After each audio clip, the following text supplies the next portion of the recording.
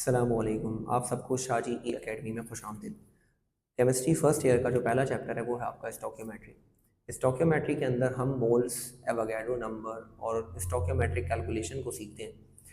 तो इस चैप्टर का जो हम आगाज़ करते हैं वो मोल से करते हैं कि हम इस चैप्टर के अंदर मोल्स कैलकुलेट कैसे करते हैं।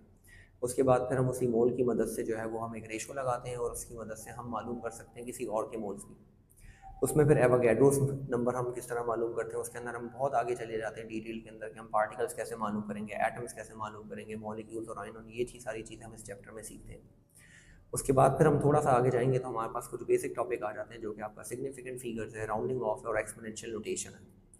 सिग्निफिकेंट फिगर के अंदर हम ये मालूम करते हैं कि सिग्निफिकेंट फिगर्स कौन से होते हैं। फिर हम राउंडिंग ऑफ के अंदर ये सीखते हैं कि हमने कितने डिजिट तक राउंड ऑफ करना चाहिए। और एक्सपोनेंशियल नोटेशन में हम सीखते हैं कि किस तरह से हम किसी भी वैल्यू को 10 पावर यानी 10 की पावर में कन्वर्ट करते हैं।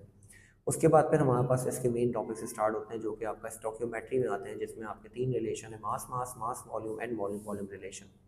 इसमें हम मालूम करते हैं एक बैलेंस केमिकल इक्वेशन की मदद से कि रिएक्टेंट की मदद से प्रोडक्ट कैसे मालूम किया जाए और प्रोडक्ट की मदद से रिएक्टेंट कैसे मालूम किया जाए। उसके बाद फिर हमारे पास टॉपिक आ जाता है लिमिटिंग रिएक्टेंट का। लिमिटिंग रिएक्टेंट के टॉपिक में हम सबसे पहले ये फाइंड आउट करते हैं कि लिमिटिंग रिएक्टेंट कौन है, किस तरह से मालूम किया जाता है और फिर उससे उसका मैक्सिमम प्रोडक्ट का मास क्या हमारे पास आ सकता है।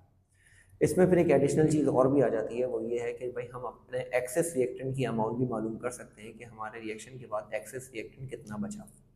इस चैप्टर के एंड में हमारे पास जो है वो एक आखिरी टॉपिक जो है वो है आपका परसेंटेज यील्ड का, जिसके अंदर आपको थ्योरेटिकल यील्ड, एक्चुअल यील्ड के बारे में थोड़ा सा बताया जाता है कि ये क्या होती है और फिर परसेंटेज कैसे निकाली जाती है। इस चैप्टर को करने के बाद हमें इसके न्यूमेरिकल्स करना आने चाहिए और उसके बाद फिर हमें उसके एमसीक्यूज़ पे भी ज़्यादा फोकस करना चाहिए, क्योंकि इस चैप्टर से एमसीक्यूज़ भी ज़्यादा पूछे जाते हैं।